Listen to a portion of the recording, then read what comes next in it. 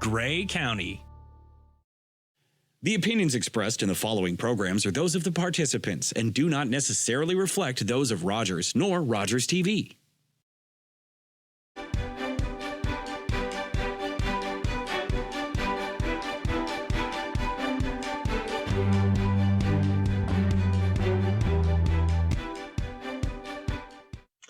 Hi, and welcome to Politically Speaking. I'm David Shearman. This is a special edition of Politically Speaking, which you will be seeing during the provincial election here in Ontario. I'm interviewing all of the candidates in Bruce-Grey-Owen Sound, and we will be spending about 30 minutes with each, and you'll get to meet them and have a little more in-depth conversation with them, and hope you'll enjoy it. My first guest is Selwyn Buck Hicks, who is the candidate for the Liberal Party here in Bruce-Grey-Owen Sound. Buck, welcome. Good to see you in this role, which is very different from where we have seen you previously. Exactly. Well, thank you very much for having me, David. Now, Buck, this is not your first go-round at political politics, is it? No, it's not. I think in 2007, I did run for MPP, unsuccessfully, of course, against Bill Murdoch. Right. That's going back a while, but at least this is not your first go-round, as they say. No, not at all. And I've been actually elected since 2006, so it's been a good run. Yes, and you've had a number of municipal positions, have you not? I have, yeah. So I served 2 terms as a councillor with the town of Hanover and 2 further terms as the deputy mayor for the town of Hanover. And in the course of those 2 last terms, I'm currently serving my 3rd term as warden for the county of Grey. Now, just a little bit of, actually I said, let's go into the weeds a little bit, because you can't sit as warden when you're running for a political office, can you? No, that's not true at all. So there is no legal impediment. I could stay in the role. I could stay as a deputy mayor for Hanover. I could stay in the role of warden. But I've personally made a decision to step aside and take a leave of absence during the RIP period. So starting on the 1st of May until June 2nd, I'm in leave of absence, and the deputy mayor will take my responsibilities while I'm away. Great. So it's not as if there's no one doing the business and at the helm of the county. It's just that you've stepped aside. Absolutely, yes. Yeah, the deputy warden will take my place. Right. Now, tell us a little about yourself. What's your story? So I was born in Guyana, South America, came to Canada at age 9, grew up in the Jane Finch community of Toronto, spent a good portion of my life in poverty, and then eventually decided with the help of some mentors that I would focus on education. And so I ended up going off to school and earned a law degree. I'm now a lawyer. And I earned an MBA, both from the University of Windsor. And then in 2003, my wife, who was born and raised in Hanover, we decided that we would settle in Grey County permanently. So we're both lawyers. We decided to come and set up our small business. And we've been in business since 2003. We have 4 kids, 2 boys and 2 girls. Mm-hmm. So you've got some pretty good roots here in Grey County. I do, yes. And interestingly, I have a bit of a farm background, which surprises some people because I spent my teenage years on the other side of the border in Simcoe County, where I grew up on a dairy farm near Sunnydale Corners. And I'm actually a graduate from Stainer Collegiate Institute in Clearview. So dare I say you have a little manure under your fingernails? I've been swatted by a shitty tail once or twice. You know all about that. We could go all over the place with that Buck. We could go all over the place with that. Well, let me ask you a question. You're no stranger to politics at all. But why did you choose to run for MPP? I mean, you've sort of reached the pinnacle of municipal politics, but you could certainly, there's another municipal election coming up in the near future, another few months. But why did you choose to run for MPP? So I decided, I was asked, first of all, it was not something that was on my mind because I'm well entrenched into municipal politics. And as you know, this year as warden, I called for specific attention on mental health and addictions. And we have that task force on the go. And I was really, sort of excited about that process. I received a number of phone calls. And eventually I was convinced because, frankly, I'm excited about the opportunity to do what I'm doing on a municipal level at a grander scale. So to be able to draw attention to the important issues like affordable housing, affordability in general, the environment, to be able to work on the provincial level is exciting to me. I've had tremendous success municipally at bringing people together around some tough issues like affordable housing, issues like broadband capacity expansion, and mental health and addictions. And I'm looking forward to putting those skills to work at the provincial level for the benefit of the people in Bruce-Grey-Owen Sound. Now, you've said on previous shows that you are an unabashed liberal, but why did you choose the Liberal Party to run for and run under their banner? So it's an interesting story about how I became a liberal, actually. When I came to Canada, so, my mom came here, first of all, and then she slowly sent for her kids. So when I came to Canada, my mom had been living here for several years. I'd been living with an auntie in Guyana. And when I arrived, it was Trudeau-mania at the time. And my mom was full, tilt into Trudeau-mania, and she announced to us that we are liberals. And so I grew up just knowing. Just a minute, let's be crystal clear. This is Pierre Trudeau. Yes. Right? That's Pierre Trudeau. That's the Trudeau-mania I'm referring to, Pierre Trudeau, yes.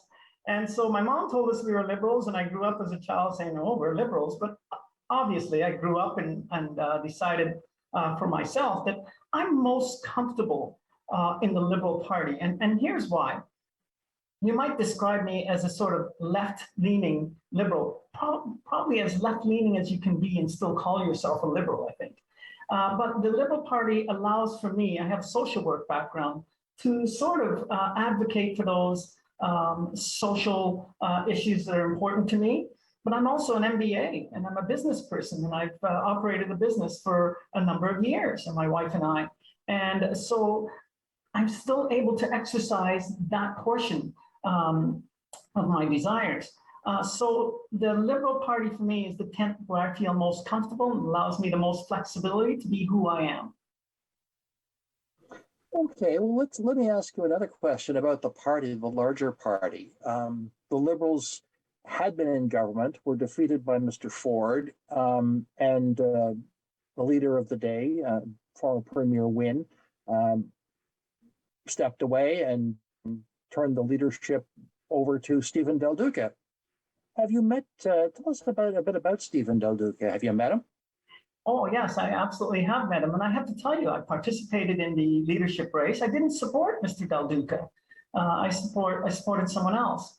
But having met Mr. Del Duca and getting to know him, he's actually a really amazing guy. He is not Mr. Personality, if you haven't noticed. So I think that, you will not see, him come across with that sort of, attraction that you might expect from a populist type of leader. But get chatting with him one-on-one, and holy cow, he's a bright guy. He's intensely thoughtful, and he's a person of his word. And I'll tell you this, one of the things that, he called me up and said, look, we'd like to have you. I had made a decision not to run initially. And he called me up and said, what do we need to do to get you to change your mind? And, we want you as the candidate. And he made a promise to me that Bruce-Grey-Owen Sound would not be written off. In other words, we would not be in one of those forgotten ridings where we have a candidate who's simply running to take one for the team. And by golly, at my nomination meeting, he fulfilled his promise by being there. And his promise was, throughout the campaign, you will have me at your side. And so far, so good on that. And listen, I really respect him for that. He's a leader who is going to take Bruce-Grey-Owen Sound seriously. That was important to me. I needed to hear that before I made a decision to run. Yes, but that has been, no matter what the government stripe has been, one of the ongoing issues with people in this riding is that we're considered rural and not always taken seriously. Did you hear that? Did you hear that commitment to him that he would try and he would do his best to listen to the rural perspective? Well, absolutely. I think the rural perspective is going to be important, but in an environment with limited resources, you can't blame parties and leaders for strategically picking where they're going to focus their resources and attention. Bruce-Grey-Owen Sound is one of those areas that the Liberal Party is going to focus some attention and resources. Why? Because they see an opportunity to turn the tide here. We've had, I think it's 30 some years since we've had a Liberal MPP. I think Lipset was the last Liberal MPP. But the Liberal Party of Ontario sees sort of a level playing field this time. We don't have an incumbent. I dare say they see a strong candidate in Selwyn Hicks, having served in the trenches since 2006, having had the experience of bringing people together to address tough issues. I think they see that as being an attractive candidate and a real opportunity to have a win in Bruce-Grey-Owen Sound. What would you say are the key points of your party's platform? I mean, everybody, I dare say the old cliche of a chicken in every pot and a car in every garage is a little bit outmoded and unrealistic, but at the same time, what are the key points that you want to bring forward from the Liberal platform? So the Liberal platform is not yet announced. It's coming out very, very soon, but you've seen, I guess, portions of the Liberal platform that has come out. Look, I think that what I'm seeing so far at the doors and what I'm hearing from people in Bruce-Grey-Owen Sound is the issue of affordability in general. People are struggling. People are struggling to make ends meet. People are struggling to keep their small businesses afloat. And the people are struggling with mental health and addictions issues. And I'm running to restore hope for those people who are struggling. I've been there. I've struggled. I grew up in abject poverty, so I know what it's like to struggle and to stress over making ends meet. My message to those people struggling is, you keep fighting the good fight, and an MPP Hicks is going to have your back. So that's the biggest issue right now that I'm hearing at the doors is affordability in general. Of course, coming with that is affordability of housing, and we've been hearing about that for years. And David, you know fully well that several years ago, when I took the position of warden, I challenged Grey County Council to act boldly on affordable housing, and they did. So look, I think that the voters in Bruce-Grey-Owen Sound have sort of two choices. They have a choice between experience and, I would say, ambition. So we have some very, very good opponents of mine who are probably great people, who are ambitious and who say they want to do great things and may have very good party platforms to back them up. But in the MPP Hicks, what you have is a track record. You have somebody who has proven himself, and they know that once I commit myself to something, I have the ability to bring people together to address those tough issues. So that's the choice that voters are going to have in this election. And I'm going to be encouraging them to not just look at my promises, but to look at what I've delivered already and to make their decision by that. You know, a wise person once said to me, a politician should reserve promises for a marriage service. And Dr. Phil said, what is his line about what was his line now? Around making promises. I'll come back to it. I'm forgetting it. Yeah, that's okay. That's okay. It's just one of those. It's one of those things that I don't mean to be a skeptic, but I've always got to say that that's really, yeah. We always take that with a grain of salt. I think those of us who have been around the circle a lot have seen politicians come and go, and sometimes those promises get fulfilled, and sometimes they don't. Because yes. Here's the thing. Dr. Phil says the best predictor of future behavior is relevant past conduct.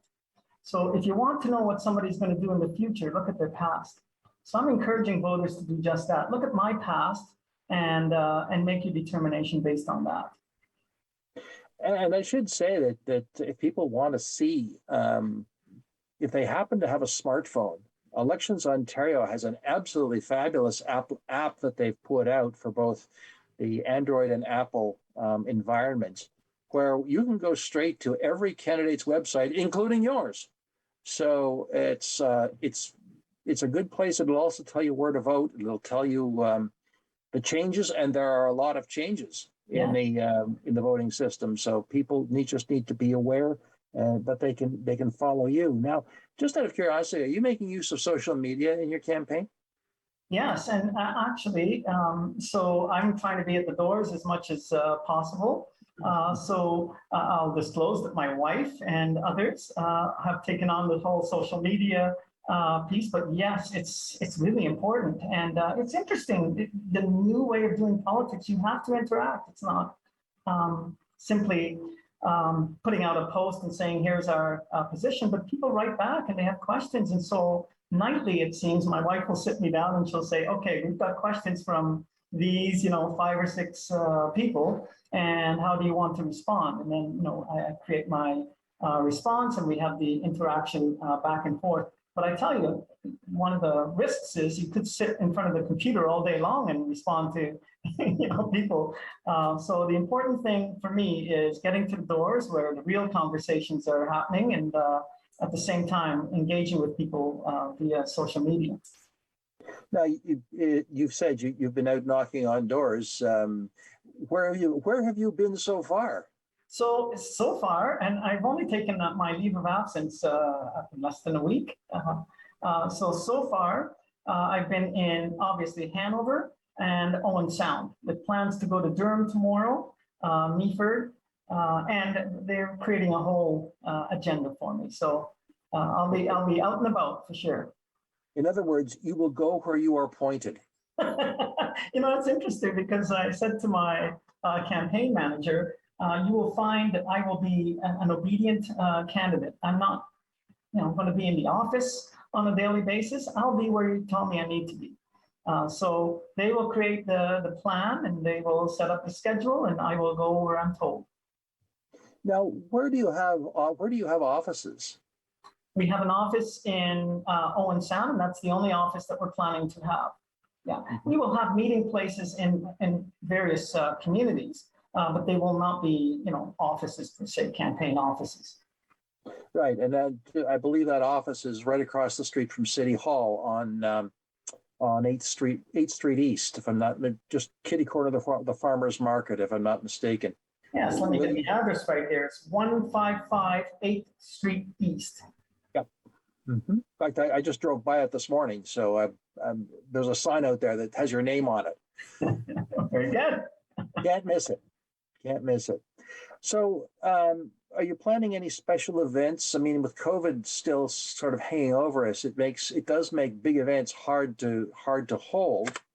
Yes. So we had one event already, which was the launch of the opening of my campaign office, and we did that outdoors for the most part. It's challenging, David. We're still in the middle of a wave, so the signs are looking good.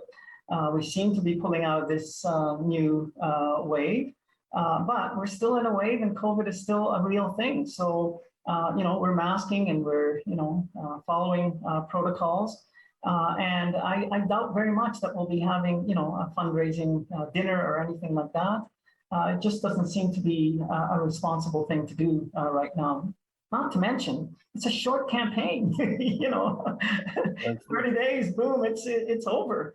So I'll very much be focusing on, attending all candidates' debates, knocking on doors. I'll be going to some events that are outdoors and meeting with people that way, but that'll be about it.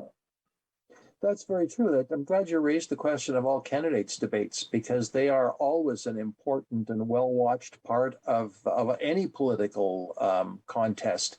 And I don't have the debates, the dates yet, but I'm sure they'll be out in the media within a day or so. But all candidates meetings are also a great opportunity for people to watch and to see how all candidates respond to the various questions that are asked by the questioners from the community. Yeah, I can tell you, I know that the teachers are planning an event at Kelso Beach. I know that the Owen Sound Chamber of Commerce has got an all candidates debate plan. The Grey Highlands Chamber of Commerce has got an all candidates debate planned. There are a few schools that are encouraging candidates to come out and speak to students, because the students are doing their parallel student vote campaign, which I think is very important. They won't be able to vote for me. Maybe they'll go home and say, hey, I really like that short, dark, and handsome guy that came to my school today. Hey, a vote is a vote, no matter how you get it. Well, that's really interesting. The schools are going to be doing the same, the parallel vote system. That's always been a well-received program, and I actually, that gives me an idea for something else that I'll talk to my producer afterwards. But yeah, it's great to hear. Great to hear. So, how do you feel you will represent all the people of Bruce-Grey-Owen Sound? We're physically a pretty big tent, because we run from Southgate all the way to Tobermory, and from Lake Huron right across to Georgian Bay. How do you feel you can represent all the people of Bruce-Grey-Owen Sound? Well, by putting in a lot of time, and I think, again, I'll just say I'll continue to represent the people that I represent in the same fashion that I've represented them since 2006. I will continue to listen to them. I will continue to respond to those issues that are brought to my attention as being important. I will put in the time. I make myself available. I go to many community tables and oftentimes just listen. So I will continue to do that. It's a huge riding. Grey County alone is the 4th largest county in Ontario. So when you add Bruce to it, you can imagine how large that would be. And when I tell people how long it takes to go from one end of the riding to the other, many of my colleagues were shocked.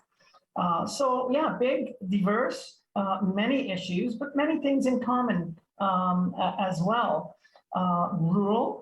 We're still going to focus. I doubt very much that you're going to hear in the central campaigns much attention about things like rural broadband or rural healthcare. But I will continue to advocate for those things, because those are the things that are important to Bruce-Grey-Owen Sound. We're not out of the woods in terms of broadband. Yes, we have 15 new projects through SWIFT that are either completed or underway. But that's just the tip of the iceberg. And if we're going to have a level playing field, we need to get that proper broadband infrastructure in place. So I'll continue hammering on that. I'll continue hammering on mental health. I think that's an emerging, it's funny because in my area, front and center, but it's starting to pick up traction. When I go to meetings with the Western Ontario Wardens Caucus, we now see mental health included in the top priorities. If you go to the Western Ontario Wardens website, you'll see mental health front and center now. So it's good. We're making progress. There's lots of work that we can do collectively. I know that Grey and Bruce are now working on expanding the Grey transit route into Bruce County, and that's going to be really important.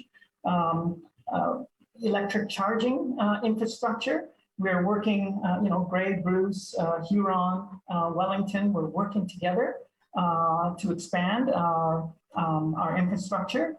for electric charging, which is really important because many people come up here for their recreation, but some of them are now, a little reluctant. They really have to plan because that charging infrastructure just isn't there yet, but it will be. Sure. Now, we've got about 3 minutes left. I wanted to ask you very quickly, you referred to your agricultural background. What can you say to the farmers of Bruce-Grey-Owen Sound?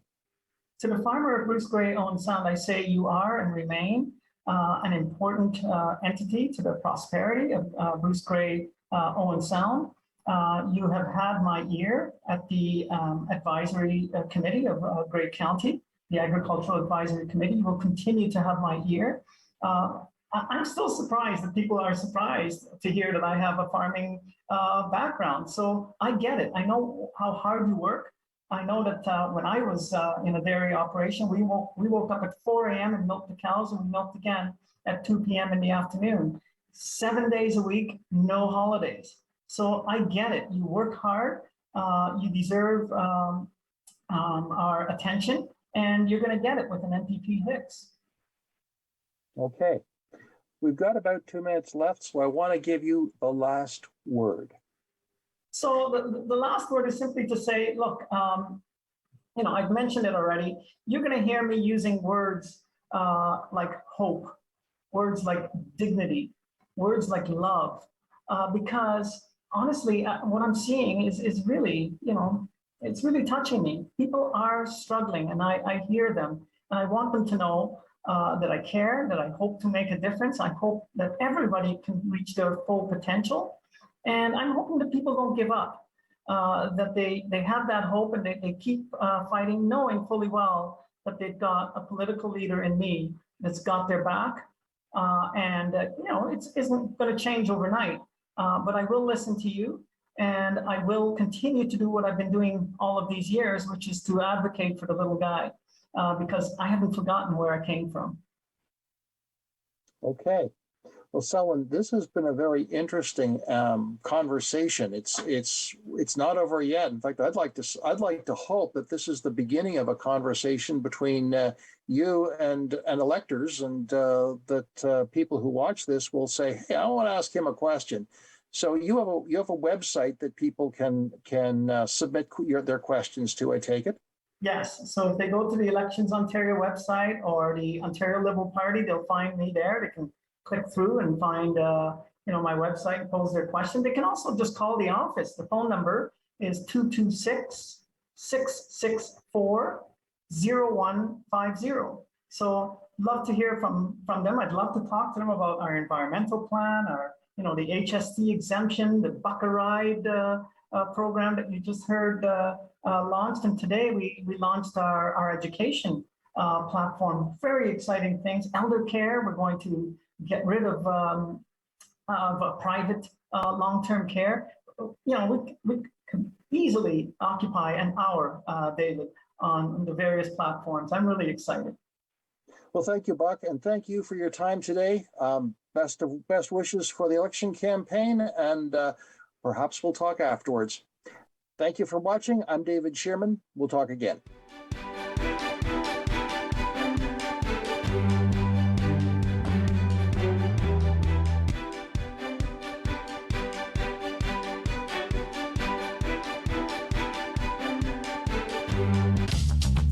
This program is brought to you by Ignite TV. Now you're in command. Visit Rogers.com for more details.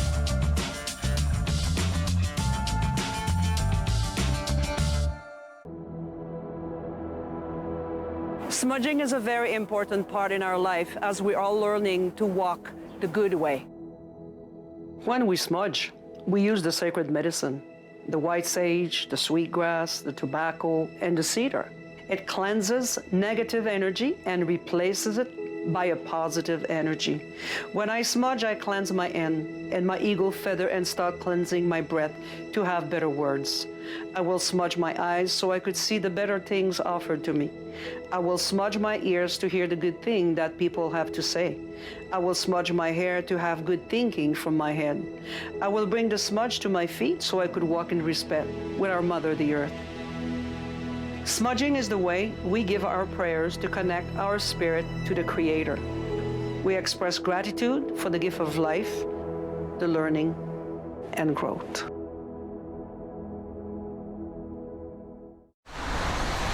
Are you the type who would keep going or stop? It's not easy to stop when you have an addiction. Legalizing cannabis won't stop addiction. It trivializes its consumption. Let's be vigilant. If you need help, visit portage.ca. The opinions expressed in the following programs are those of the participants and do not necessarily reflect those of Rogers nor Rogers TV.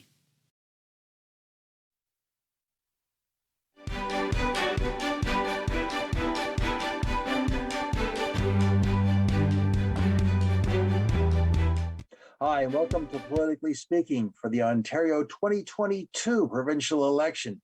I'm David Shearman. My guest today is Suzanne Coles, who is the representative for the Ontario Party here in Bruce-Grey-Owen Sound. Suzanne, welcome. Good to have you here with us today. Thank you. I'm happy to be here. Now, Suzanne, the Ontario Party is I'll use the word unrecognized because it's the first time you've been on the ballot. But tell us a bit about the Ontario Party, first of all. Well, the Ontario Party was originally registered in 2018. However, it didn't really get off the ground. And then earlier this year, Mr. Derek Sloan took the helm and has brought this off the ground. We are ready to go. We've got quite a slate of candidates across the province, and we're looking forward to a really good campaign in this election. Now, I noticed in Mr. Sloan's Twitter feed that you are the first party to have 124 candidates in all the ridings of Ontario. Is that right? I don't know that we're the first party. I'm not sure about that. That aspect of it is something that I haven't seen in the last few days. So I'm not entirely sure. I'm not going to make an answer on that because I haven't looked at exactly how many seats we have at this juncture. I know that we're striving to have the full slate. Yes. Well, it certainly looks like you've got a large number of candidates. If the Twitter feed is accurate. So, what? Tell us a bit about yourself, first of all. Well, I have a varied background professionally. I've been a social worker. I've also been a nurse, and I've also studied law. I'm a paralegal licensed with the Law Society of Ontario.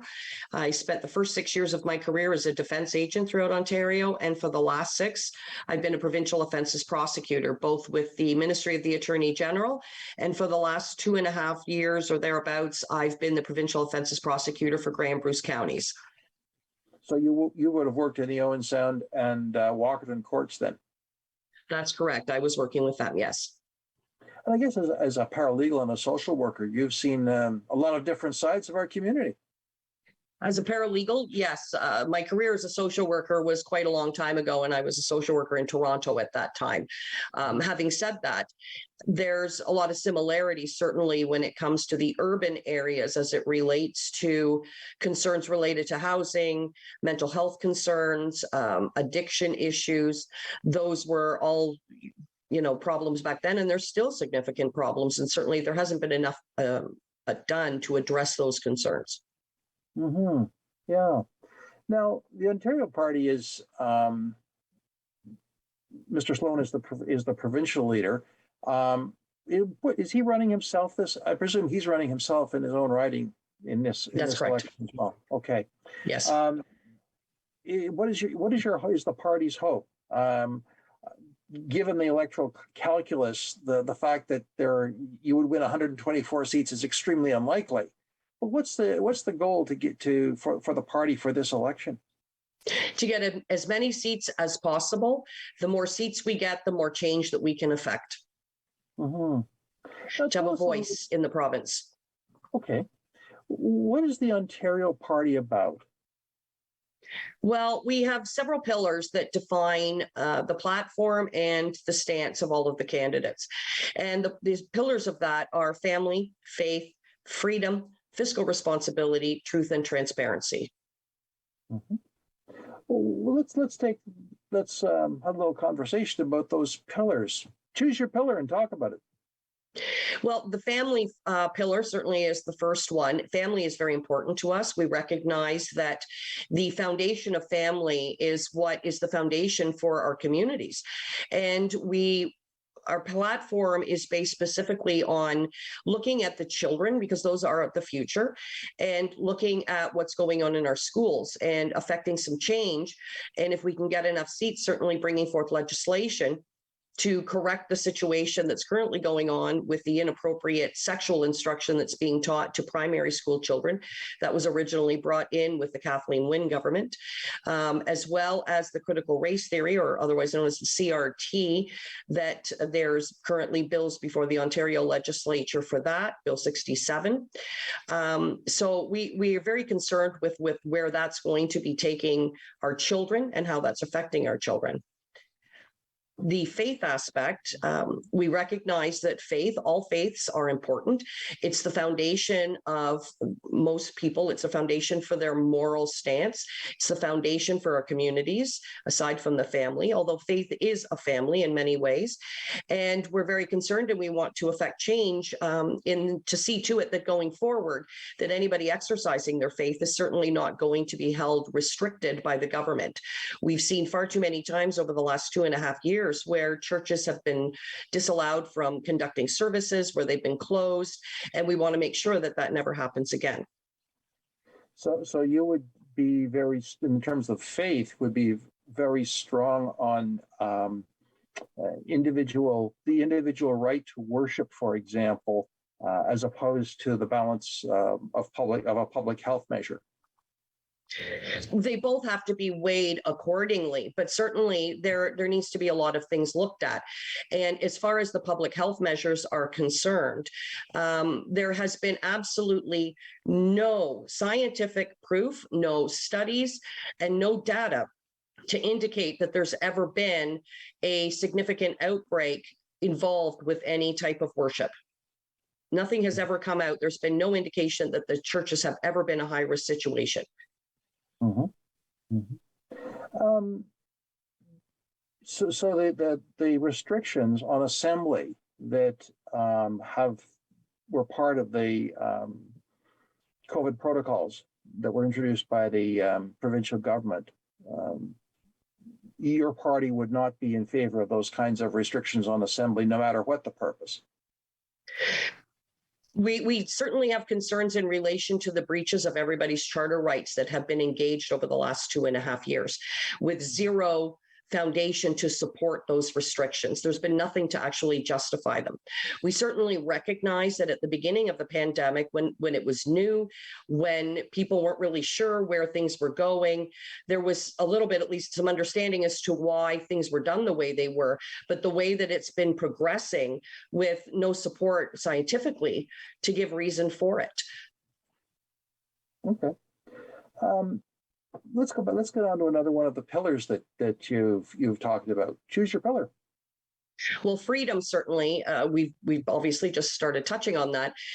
There's been significant breaches of Charter of Rights for many, many individuals across the province and in Grey and Bruce County. And the party, part of our platform, certainly will be looking at that and getting some legislation brought through to assure that going forward, that the Charter of Rights is upheld and respected for everybody. And that's really, really important, whether it's freedom of speech, whether it's freedom of assembly, whether it's medical freedom, freedom to choose what goes into your body. All of those things are significant, and they have been overrun in the last 2.5 years by the current government. I guess I'm trying to get my head around what a provincial government might do to impact the Charter of Rights and Freedoms. You're the legal expert, I'm not. But how might a provincial legislature pass an act to ensure certain rights when they're? Well, you explain it to me, please. Well, when the province brought forth many of the Emergency Measures Act, those are provincial legislation. And the Charter of Rights applies to all provincial legislation. And when they enacted those laws, they didn't take into consideration the Charter of Rights and how they were overriding the Charter of Rights and individuals' rights to, as I indicated, to assemble, freedom of speech. There's been incredible censorship. The right to choose without coercion, medical treatment. All of those need to be respected under the Charter. Okay. All right. All right. Let's go on to one of the other pillars. We've hit three so far.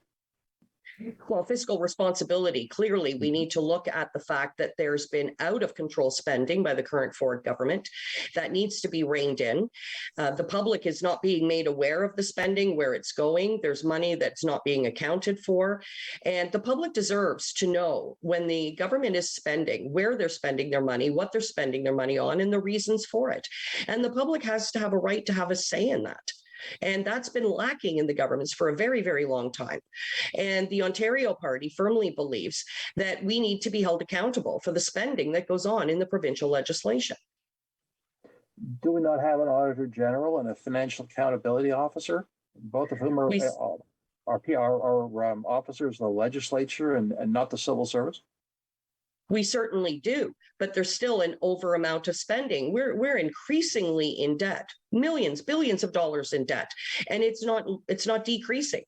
The Ford government indicated when Ford first ran that he was going to balance the budget. That hasn't occurred, and it needs to stop. What would be your plan, your party's plan, to resolve the budgetary issues that you see? Well, certainly we need to look at where the spending is and rein that spending in wherever possible. There's a lot of frivolous spending going on. We need to look at what the tax situation is. Is there ways that we can assist people by reducing taxes, what have you, to help them get through the tough time? And many people are experiencing significant tough time right now. But we have to look at what's going on in the legislature and where the spending is happening frivolously, and we need to start reining that in. And we need to be held accountable for it. Can you give some examples of the frivolous spending that you speak of? Well, unfortunately, I'm not able to give you an example at this time because I'm not currently a sitting member in the legislature. And there's a lot of information that's not being properly disclosed to the public. Where is this? Why are we so in debt? There seems to be far too much that's not accountable. And the average citizen has no idea where that money is. Mm-hmm. And they should know. Okay. I guess I go back to my point about we do have an Auditor General and a Financial Accountability Officer who both examine those books. And are you suggesting that they're not doing their job? I'm suggesting that all the government is not properly doing their job. I'm suggesting that people don't know where the money is. And I'm going to suggest that the average person in the province of Ontario has never authorized the amount of spending that's going on. I know I haven't. Have you? Don't think I ever wrote a check to the government other than for my taxes, but that's about all I can say. Let's move on to another one of the pillars. You've talked about four. What's another one? Truth. Bringing honesty back to the government. Being truthful with our constituents, with the people who vote us in, being truthful with the whole public about what's going on, making them aware of what bills are being brought into play, the reasons for the bill, how those bills are going to be affecting them, spending, why are we spending? What is the reasons for it? What are the benefits? What are the negatives? Everybody needs to be aware of that. And there's far too many things going on in the government nowadays that is not being truthful. Again, and this also goes to censorship, allowing people to have free speech and be truthful with what's going on. And that's been happening rampantly. Well, again, you've got an example of that? Can you give us an example of that? Well, for example, if we take the COVID situation, there are thousands of physicians across the world who have been speaking out and wanting to have some debate and discussion about the scientific principles around COVID-19. There were many times, at least two that I'm aware of for sure, maybe three, where Canadian scientists have repeatedly asked the provincial government, Christine Elliott, the provincial officer of health, to have a debate, to have some discussion regarding this. They've been turned down every time. Whenever physicians are speaking out about COVID-19 and their concerns regarding both the disease and the vaccine, they're being censored. They're being fired. They're losing their ability to practice in hospitals. They're being censored by the College of Physicians and Surgeons, and that's wrong. Science needs to have open debate. It's not about just trusting it. And interestingly enough, the science that the provincial government continuously states that they're relying upon, they've never produced that science. Nobody has seen the science that they're talking about. What is that science? There needs to be open debate. If science doesn't have open debate, it's not proper science. Okay. I suspect some scientists would have a different perspective, but that's okay. They should. Okay.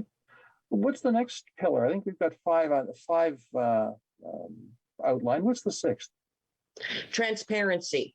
And I've touched on that in many ways throughout the other ones as well, but transparency in the government, making sure that the public is updated on a regular basis and aware of what the government's doing and why they're doing it. I, for one, if I'm elected, will be making sure that on my website that there's a specific page dedicated to any bills, memos, or anything else that are going through the legislature that will affect the constituents of Grey and Bruce. I will make sure that those bills, whether they're our bills that we're bringing forward or whether they're opposition bills and those the other legislators are bringing them forward, and I will set those out. I will explain what they mean, and I will allow the public to have a discussion about that, to give their insight into that, what their feelings are about that. Because when I vote in the legislature, it's not my vote that I'm making, it's the vote of the people of Grey and Bruce. Okay. It's an interesting perspective. So it sounds like you believe that the voice of the people and the insight of the people is more accurate than the voice of, let's say, a medical professional. No, I didn't say that. And I wasn't talking specifically about medical. But if we wish to go back to the medical issue, there are medical professionals who wish to have a voice, but they haven't been allowed to. And I'll give you an example, sir. If we're going to only go with one side of a scientific opinion without facts to support it, if we always did science that way, we'd still be prescribing thalidomide. Doctors would still be recommending which cigarette is best for pregnant women to keep them calm. Science is an ever-evolving concept. It's never stationary. Things change. And throughout the COVID pandemic, there have been multiple changes, and the opinions of only one side are the only ones that are being heard. The opinions of the other medical professionals who have done the studies, who have written the studies that are peer-reviewed, that are reported in all of the medical journals, are being censored and prohibited from having a voice. And that's all they're seeking, is to have a voice. And the public deserves to know that. How would you improve the lives of the people of Bruce-Grey-Owen Sound practically? I mean, it's one thing to have a voice in legislation, but if you were to be elected, how would you improve the lives of the people of Bruce-Grey-Owen Sound practically? Well, first and foremost, as a party, it would affect Grey and Bruce. We would be certainly looking to legislate that all of the individuals who have been terminated because of the COVID restrictions or mandates, that they get their jobs back or get properly compensated. We have far too many excellent employees that are currently unemployed, including nurses, doctors, police officers, particularly the medical staff. Our medical system is failing. It was failing before COVID. And to then terminate medical staff that are so vitally needed is wrong. We need to get them back and working. The other one is to look at the care that is given to the long-term care residents, our elderly. They deserve the best care, and they're not getting that. Despite all of the restrictions that are in play, there's still outbreaks. There's been outbreaks in Grey and Bruce County at several long-term care homes, the most recent of which was I believe it's Bayview. I could be mistaken on that, and I do apologize. And that only ended on April the 9th, despite the fact that they've got all the restrictions. And these elderly people are being left without any visitors. They're being left without the care of their family members, and that in itself is detrimental to their health. I would certainly be looking at making changes to the way that those senior citizens are cared for. In Grey and Bruce County, we have a significant issue with housing. We need to look very seriously at how we can affect better housing. Why are the rents so high? What can we do to get more housing in our communities in Grey and Bruce County so that people can have affordable housing? We have a significant issue with addiction. We need to look at what current resources are available and what can we do to increase those resources, to change those resources so they're more effective to support those who are suffering from addiction problems so that they can get back on their feet and be the people that they probably want to be. Those are very important. You have alluded to the fact that the Ontario Party is a true conservative party. One of the hallmarks of conservatives is standing for law and order. Where does the party stand on that particular issue? Well, of course, we respect all law and order. And myself, as a paralegal, I'm highly advocating law and order and respecting the process of justice at all times. Absolutely. But anything I've suggested to you is certainly not in opposition to any concept of law and order. Mm-hmm. So you wouldn't support a position of treating addiction through putting people in jail? No, that's not where they belong. They need to be in support systems, proper housing with support systems. Jail is not ever going to help anybody with addiction issues. Mm-hmm. Several of the provincial leaders have come out with various solutions around gun violence, which is not a problem here in Grey Bruce, but certainly, although a number of seizures of weapons have been done by the police, even as recently as in the last couple of weeks. But my question is more, it's a provincial-wide issue, gun violence, especially in the GTA or GTHA. Has your party got a position on gun violence and firearms? We absolutely do not agree with gun violence, and more needs to be done to get that under control in the areas where it's problematic, in the GTA, for example. However, we certainly do not agree with banning guns. It doesn't stop the gun violence. The Trudeau government did the long gun ban and what have you, and that didn't have any bearing whatsoever on the gun violence in Toronto. Legal and lawful gun owners are not criminals, and banning them from properly owning a weapon is not effective in affecting change to the problem. And in this particular area, having a weapon when you're dealing with farmers, livestock, it's important that they do have that. And so, yes, we would make sure that they have the right to have those as long as they're properly owned and registered. And they're lawful citizens who are using them properly. And that's necessary. Let's switch this up a little bit. Going back to your issues around taxation. The carbon tax has been a very, very hot button issue in the last election campaign, and probably will be somewhat in this election campaign. What's your party's position on climate change and the carbon tax? I don't believe we have actually come out with a specific platform on the carbon tax issue. Certainly, environment is something we all need to be conscious of and very aware of, and we need to protect the environment. But I do believe that there's other ways that we can look at what needs to be done as far as the environment is concerned. I know that there's a lot of talk about going electric vehicles, and in many ways, yes, they're fantastic. Certainly, the emissions that they put out are significantly reduced compared to, say, a carbureted vehicle.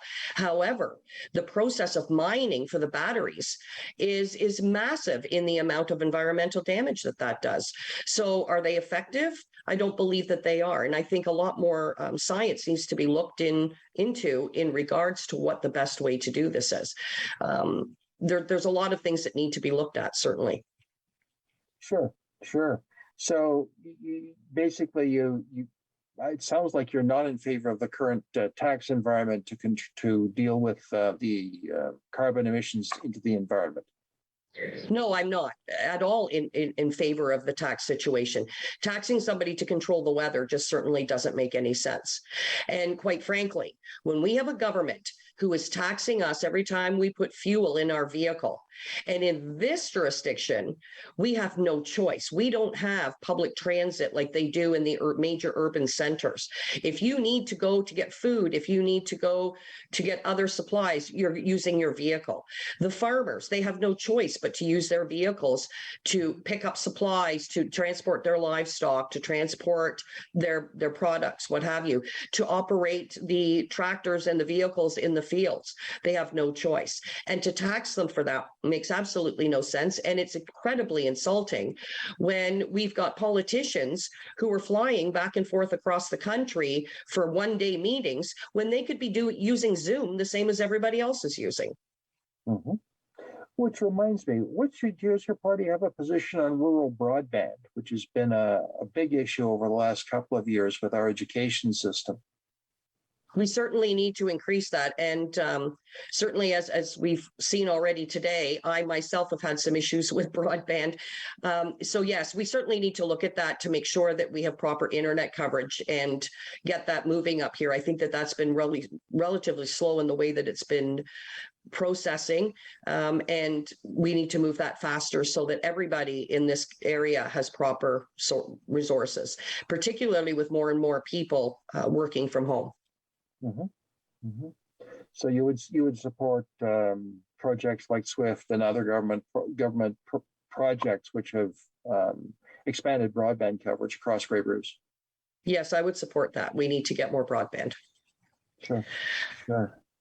I would also like to talk very briefly in regards to the citizens of Grey and Bruce County.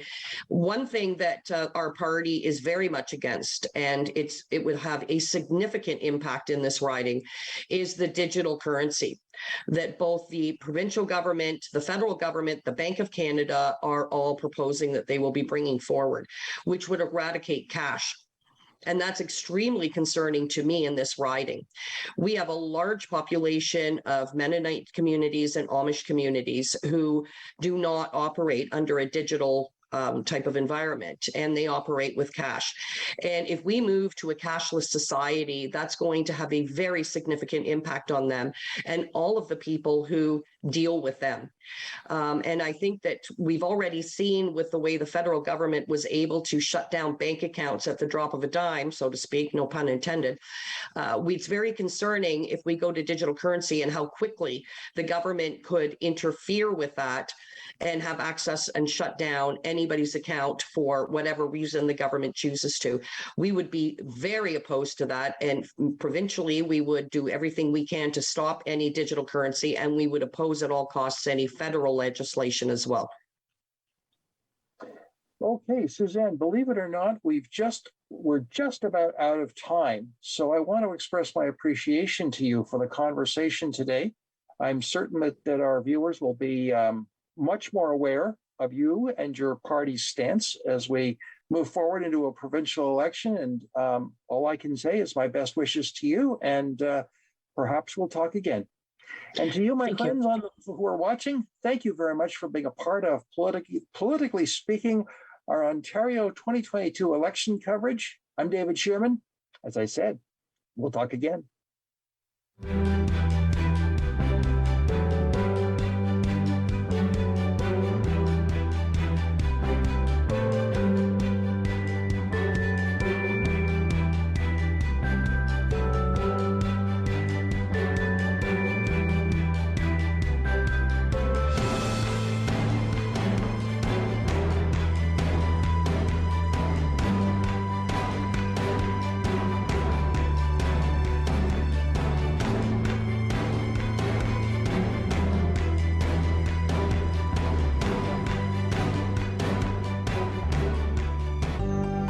Call the Rogers TV viewer response line, email us, or connect with us on social media.